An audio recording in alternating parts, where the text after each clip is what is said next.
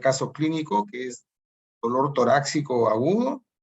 El doctor Cornejo es médico internista, médico asistente de la Clínica Internacional y del Hospital Nacional Arzobispo Loaiza, máster en Economía de la Salud y del Medicamento por la Universidad Pompeu Fabra, máster en Epidemiología Clínica por la Universidad Peruana Cayetano Heredia y profesor auxiliar de la Universidad Peruana Cayetano Heredia.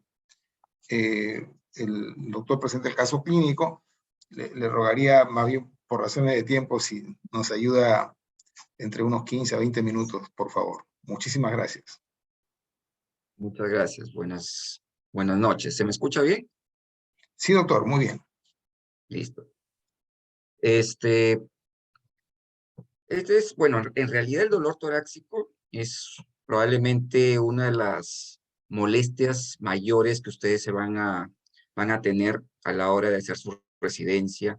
Y quién sabe, también van a hacerlo cuando estén haciendo sus serums.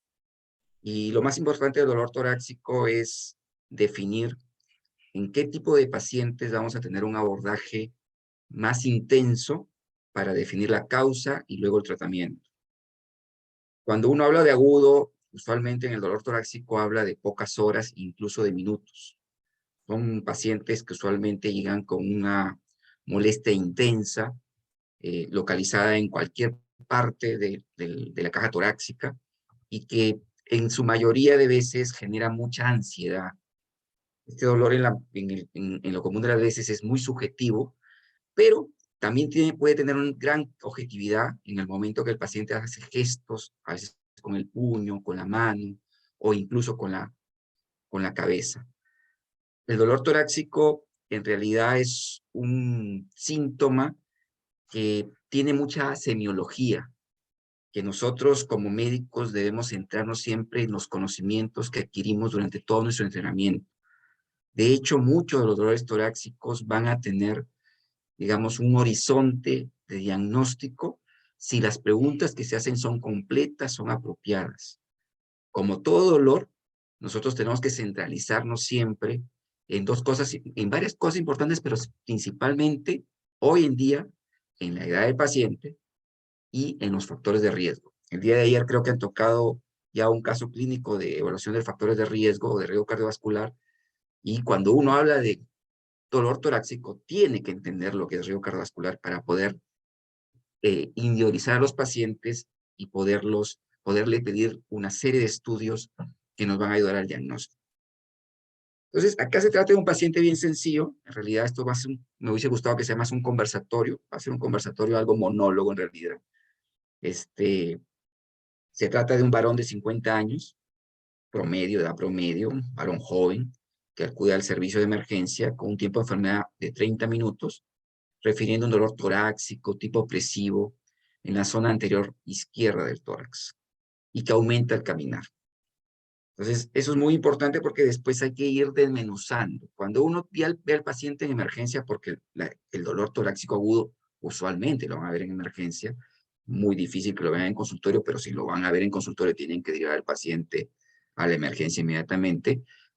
Hay que ir desmenuzando un poco los síntomas para ir teniendo un poco más la certeza de a qué estamos enfrentándonos. Importante acá que es un paciente diabético. Ya ustedes saben claramente que diabético es igual a equivalente coronario, y un paciente equivalente coronario es un paciente ya de riesgo. Ya desde ese punto de vista ya ustedes están pensando por la edad del paciente, por el antecedente cardiovascular, su primer enfoque es siempre un dolor torácico de causa cardíaca y a la cabeza el infarto. Sin embargo, no es lo único, no es la única causa de dolor agudo. Hay muchas otras causas. Y además el paciente es hipertenso en tratamiento.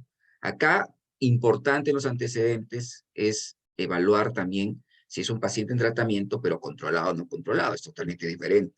Yo puedo estar tomando mis medicamentos todos los días, pero de repente soy un paciente que no lo cumplo o simplemente el tratamiento es inadecuado. Recuerden que una de las cosas más importantes del mal control de los pacientes es la inercia que tenemos nosotros los propios médicos en hacer ajustes de tratamiento. Pero llegó con buena presión, con 160, hay que tomarla con pinzas, buena presión en realidad. Cuando ustedes tengan pacientes con presiones en 160, 90, 60 en emergencia, siendo hipertensos, duden de esas presiones. sobre todo cuando están a cargo de una emergencia y tienen a cargo ciertas personas que trabajan con ustedes, como por ejemplo son estudiantes de medicina internos, o la misma enfermera, vuelvan a tomar presiones porque tienen que asegurarse que ese paciente no está hipotenso, producto de un shock producido por un shock cardiogénico. El paciente está taquicárdico, importante la taquicardia, porque ustedes de ahí pueden ir pensando, si el paciente está taquicárdico, puede ser por el mismo dolor que lo está trayendo.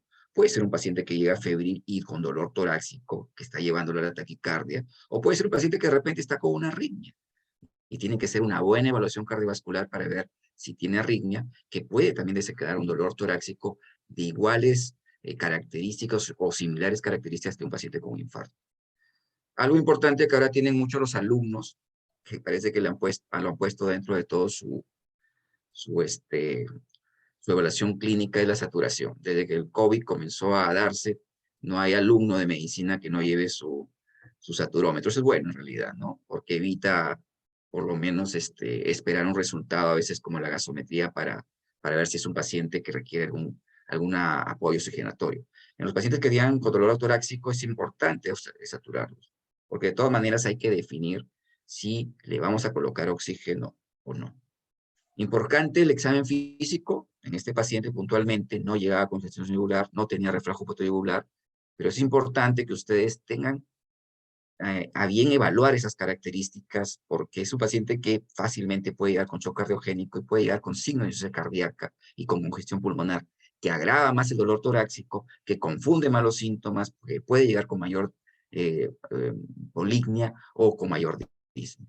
Importante el examen físico también en el pulmón. Este paciente no tenía mayores ruidos, el monitoreo vesicular pasaba muy bien, no había matidez, no había timpanismo. Y esto lo tiene que hacer claramente porque puede ser un dolor torácico producido por líquido en el pulmón, puede ser un dolor torácico producido por aire en el pulmón, un neumotórax, por ejemplo, en un paciente joven con inicio súbito. Uno tiene que condicionarse varias posibilidades al momento de enfrentar al paciente. Lógicamente es diferente si el paciente te llega como con esta foto, ¿no? Difícil verlo a veces, ¿no? Con una foto clara de un paciente que se coge el pecho en la parte antero-superomedia del tórax, es casi, y sobre todo se aprieta la mano como estrujándola, pues uno como que ya la cabeza pone siempre la posibilidad cardíaca, ¿no? Pero muchos pacientes llegan tocándose otras partes del cuerpo, ¿no? De repente la zona torácica baja, o la parte central del tórax, la zona derecha, donde ustedes tienen que condicionar otro diagnóstico. El abdomen, a veces uno dice, ¿el abdomen para qué sirve? Para valorar dolor torácico. Definitivamente el abdomen tiene que evaluarse como parte de la evaluación completa.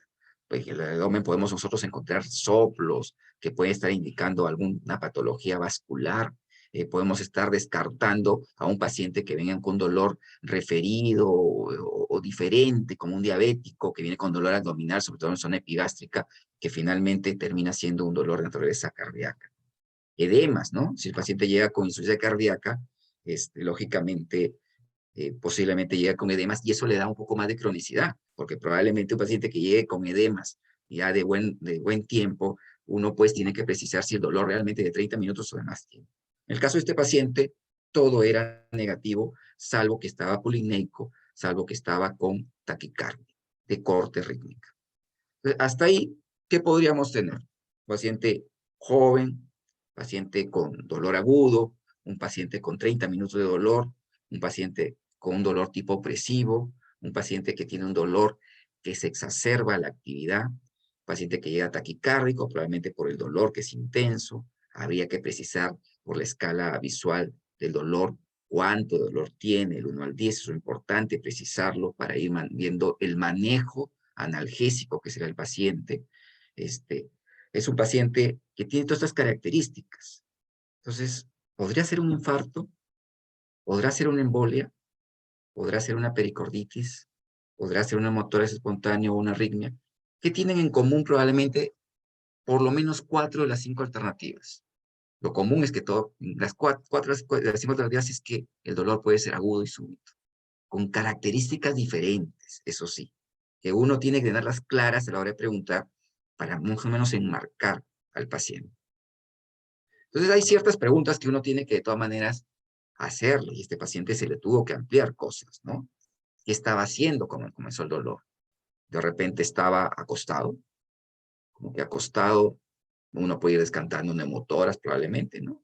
Neumotoras es para más gente más joven, gente delgada, gente que está haciendo una actividad, cargando un peso. Eh, Típicamente los pacientes con infarto están haciendo alguna actividad, también puede ser el reposo definitivamente, pero están haciendo lavando un auto. En la emergencia donde yo trabajo, varios pacientes han tenido como común denominador que estaban lavando su carro cuando se han infartado, gente más o menos de la edad del paciente. Este paciente no fue una excepción. El dolor, ver la localización exacta del dolor, si el dolor se irradia. Importante la irradiación, porque lógicamente si un dolor que es torácico y se irradia hacia la parte abdominal baja, eso pues es difícil que pues puede ser un infarto, puede ser tener otra naturaleza el dolor. Y es importante graficar la irradiación. Se hace más fácil si fuera a la mandíbula, si fuera al miembro superior izquierdo. Ya tienes prácticamente un diagnóstico clínico solamente con preguntas tan sencillas. Si mejora una posición, por ejemplo, si yo me paro, no es un dolor, si uno se para, probablemente es un dolor cardíaco, pero también, de infarto, pero también puede ser por una pericarditis, que mejora a la bipedestación. Si yo me pongo hacia adelante y hay mejoría, podría ser una pericarditis. Si empeora, mejora con la tos. Si mejora, empeora con la inspiración. Todas estas condiciones uno tiene que preguntarle para enmarcar un poco el dolor. Si aumenta con el ejercicio, el reposo.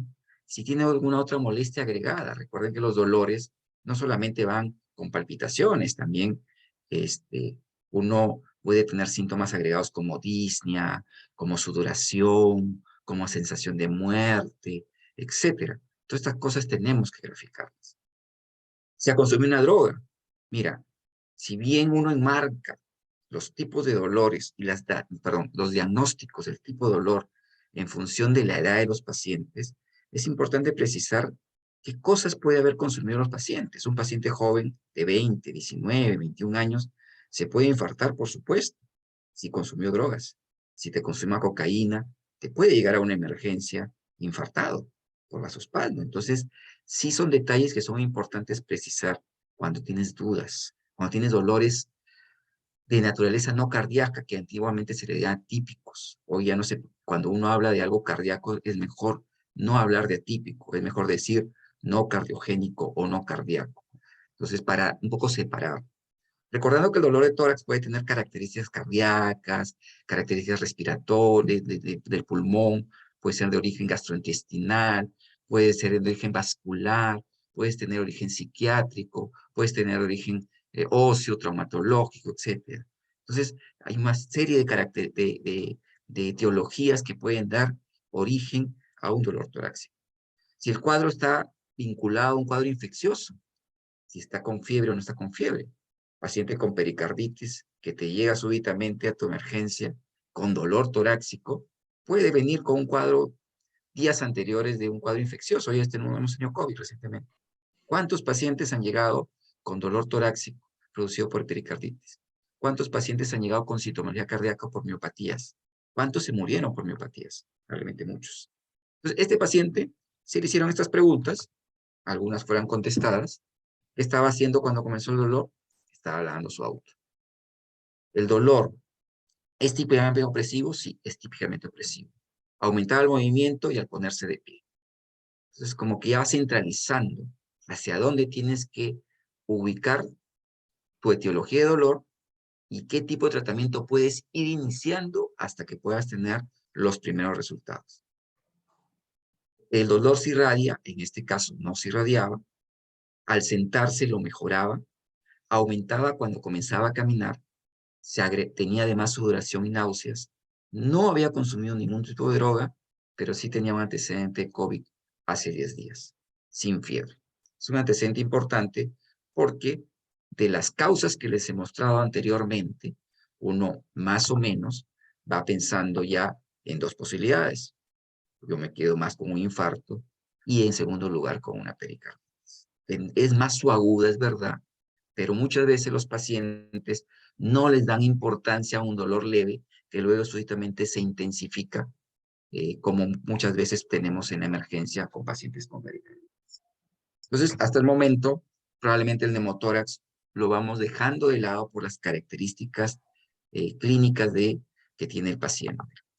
Este es dentro del caso, este es un pequeño esquema para que ustedes tengan en cuenta cuando tenga un paciente con dolor torácico, siendo la isquemia una de las patologías más importantes y que generan mucha morbimortalidad en el paciente, centralizarnos en cómo es el tipo de dolor dependiendo de este triángulo, desde muy alta posibilidad hasta muy baja posibilidad, para darle el tratamiento rápido y oportuno. Si el paciente tiene un dolor central, como lo tenía el paciente, en la zona torácica, que le oprimía o tenía compresión, como lo tenía el paciente, que tenía pesadez, como lo tenía el paciente, que estaba relacionado con el ejercicio, como lo tenía el paciente, que era retrosternal, bueno, en este paciente no se le consultó esto. Son características que le dan alta probabilidad a que el paciente tenía una isquemia miocárdica. Y a su derecha, lógicamente, cuando el dolor es intenso, es fugaz, se desplaza, es tipo hincada, como si fuera pleurítico, y además empeora, aumenta o disminuye con las posturas, probablemente tenga otras características, tenga otro tipo de dolor, probablemente por un derrame pleural, por un neumotórax, por una pericarditis, pero no es un dolor de tipo isquémico. Yo les quería traer aquí también dentro de este caso clínico que dependiendo de la edad, miren, el dolor torácico pese a todo va a ser una de los síntomas que ustedes más se van a enfrentar en la emergencia. Ustedes todos los días van a tener pacientes que van a llegar por dolor torácico. Sin embargo, pese que ustedes dentro de su radar tienen que pensar siempre en patología cardiovascular a la cabeza, no siempre la patología cardiovascular es lo más frecuente en ningún rango de edad. Miren, todos los rangos de edades tienen básicamente como dolor torácico inespecífico, los dolores que llegan y se van, probablemente de naturaleza más emocional, que llegan a la emergencia y que se les va súbitamente y que son pacientes que usualmente no tienen muchos factores de riesgo y que no tienen las características de un dolor que nos genere mucho ojo. Entonces, las características de los pacientes te van a poner en estos rangos de edad y no todos o ningún rango tiene como primera posibilidad que el paciente tenga como etiología del dolor la isquemia mesentérica.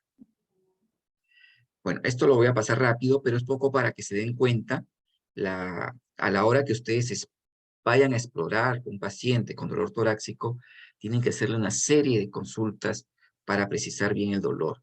Y dentro de diagnósticos diferenciales, lógicamente, tiene que pensar en dolores torácicos de naturaleza no cardíaca. Nunca se centren en que todo paciente que le llegue a la emergencia con dolor es igual al corazón.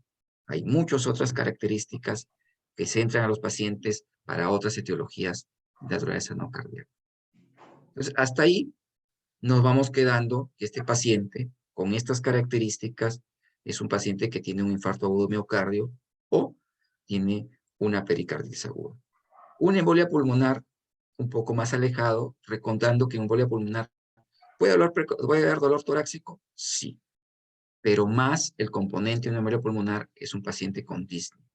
Y la clínica de un paciente con embolia pulmonar es un paciente usualmente gordito o es un paciente que ha venido en un viaje largo, sin movimiento, sentado, sin haberse parado, o es un paciente que viene con un antecedente de neoplasia, etcétera. O sea, características de antecedentes y características clínicas que te van a marcar un paciente como posibilidad de embolia pulmonar.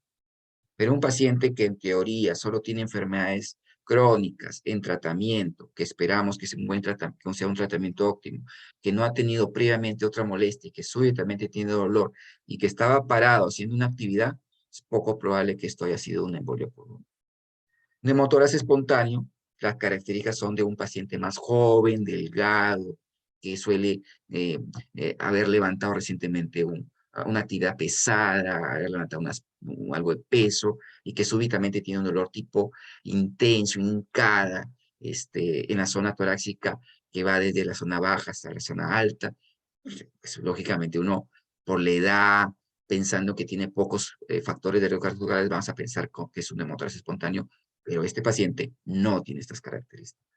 Una arritmia cardíaca, por supuesto, un paciente que comienza con un evento súbito de una arritmia, va a tener un dolor parecido a un infarto y que se va incluso a irradiar a otras partes del cuerpo, como es el cuello o el miembro superior izquierdo o el brazo. Sí, lo va a poder tener parecido, pero lógicamente el examen clínico es importante. En el examen clínico el paciente no ha presentado ningún tipo de ruido cardíaco anormal, ¿no? Ruido cardíaco es rítmico en el paciente. Entonces, Doctor Cornejo, por favor, tiene 2 minutos, sí.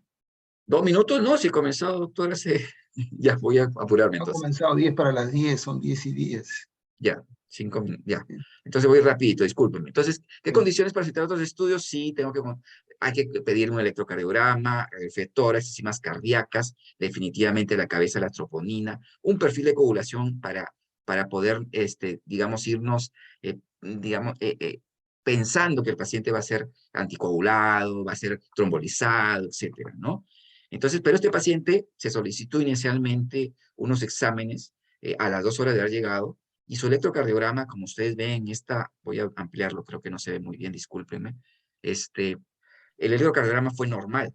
La placa también es normal. Con esta placa ustedes están descartando que el paciente tenga neumotoras, que el paciente tenga derrame pericárdico, que el paciente, mire, pese a todo, el botón aórtico no está grande, como para ser hipertenso, hay que ver si el diagnóstico de hipertensión fue correcto, etcétera. Pero miren con una placa todo lo que pueden hacer. De preferencia una radiografía de tórax frontolateral, que es lo ideal que tienen que tener. Las enzimas cardíacas iniciales en el paciente, lo único que tenía alto era 270 CPK total, pero el CPK total es un marcador de enzima cardíaca inespecífico, que puede alterarse por cualquier cosa. Entonces, no te está indicando nada. El mismo dolor te puede aumentar el CPK total, pero el MB y la troponina I son normales inicialmente. Eso no significa que uno ya descarte la posibilidad de diagnóstico. El paciente aún tiene clínica de un potencial de un infarto. El perfil de coagulación normal en el paciente, con estos marcadores, aún podemos descartar alguna posibilidad de infarto, pericarditis. Hasta el momento, más infarto definitivamente por el tiempo del paciente. Mientras tanto, puedo irle dando tratamiento a un paciente. Este paciente se le inició aspirina, ácido acetilsalicílico de 300 miligramos, atorvastatina de altas dosis, 40-80 miligramos, clopidogrel de 300 miligramos, porque en teoría debemos considerar que es un paciente que tiene buena función renal. Se le antigoló inicialmente con enoxaparina, 1 miligramo por kilo de peso. No se le puso oxígeno porque no lo requería, y se le puso en una sala, por lo menos, donde había un monitor cardíaco, una observación, hasta esperar nuevos controles de electrocardiograma y enzimas cardíacas que se hicieron a las 2 horas. Realizar un ecocardio es una posibilidad si la tenemos, pero muchos de ustedes van a estar en su salud, no van a tener ni siquiera muchas veces ni un electrocardiograma, y van a tener que definir claramente si están frente a un infarto. Y este es el electrocardiograma a las 4 horas. Claramente ven ustedes que hay lesión del ST claramente en las derivadas anteriores, ¿no? Y desde B1 prácticamente, que ya está elevándose hasta B5. ¿Es un infarto? Sí. ¿Es un infarto de cara anterior? Sí, incluso hasta un poco lateral. La placa de pulmón es la misma, no se volvió a repetir porque no había cambios inicialmente. Y vemos que la troponina I está en 0.1, marcador positivo. Si yo tengo que precisar qué tipo de marcadores tengo que pedirle a los pacientes, es a la cabeza las troponinas. A la cabeza la troponina I, luego la troponina T, y por último, las enzimas cardíacas como CPKMB total y mioglobina. Considerando que la CPK total y mioglobina no tienen mucha utilidad actualmente. Son las troponinas y más las ultrasensibles, si la tienen a la mano, porque se elevan más rápido y se mantienen más elevadas en el tiempo. También uno le pide la creatinina porque es un paciente que va a hacer probablemente, se le va a hacer algún procedimiento radiológico con contrastes. Tienes que tenerlo ya preparado por los procedimientos, tienes que pedirle electrolitos, tienes que ver cómo está el sodio, el potasio. Este paciente tenía buena hemoglobina, tenía buena creatinina, su glucosa estaba en 110, o sea, en teoría parecía que estaba controlado, pese al infarto, mira, la glucosa estaba adecuada. ¿Qué fue el paciente? Finalmente se le diagnosticó un infarto, el paciente entró a la unidad de cuidados coronarios, siguió recibiendo el tratamiento que ya recibía anteriormente, aspirina, ya no a dosis de 300, ya aspirina a una dosis normal de 100, la atorvastatina se mantuvo con 40 miligramos, se le dejó antianginosos condicionales, inicialmente sí se le inició beta bloqueadores, los beta bloqueadores ustedes tienen que iniciarlo del inicio prácticamente, si el paciente lo tolera, si no tiene insuficiencia cardíaca, cualquier beta bloqueador que tengan a la mano, ni de atenolol hasta los nuevos beta bloqueadores, antitrombóticos, usted puede utilizar clopidogrel, ticagrelor, lo que tengan a la mano, lo más barato lógicamente es lo que es el clopidogrel, y seguirle dando a dosis de 75 miligramos. Y si tienen las condiciones, en este paciente no se pudo realizar en ese momento porque no tuvo las condiciones, pero sí está dentro del tiempo, a las 2 horas de haber llegado, de haber tenido el electrocardiograma, este paciente debió hacerse revascularizado por lo menos con angioplastía. Si hubiesen pasado más de 2 horas, el paciente debe haber sido trombolizado y luego probablemente haber entrado a un procedimiento de catetrismo cardíaco. Me quedo aquí, doctor, porque sé que estamos con el tiempo. En realidad, he tenido que correr al final. Discúlpeme, no me di cuenta la hora. Bueno, esperemos que haya sido de utilidad este pequeño caso clínico. Muchas gracias. Sí, doctor Cornejo, muchas gracias. Muy agradecido, en realidad muy agradecido a todos los ponentes. Los temas han sido muy importantes, todos han sido presentados con mucha claridad.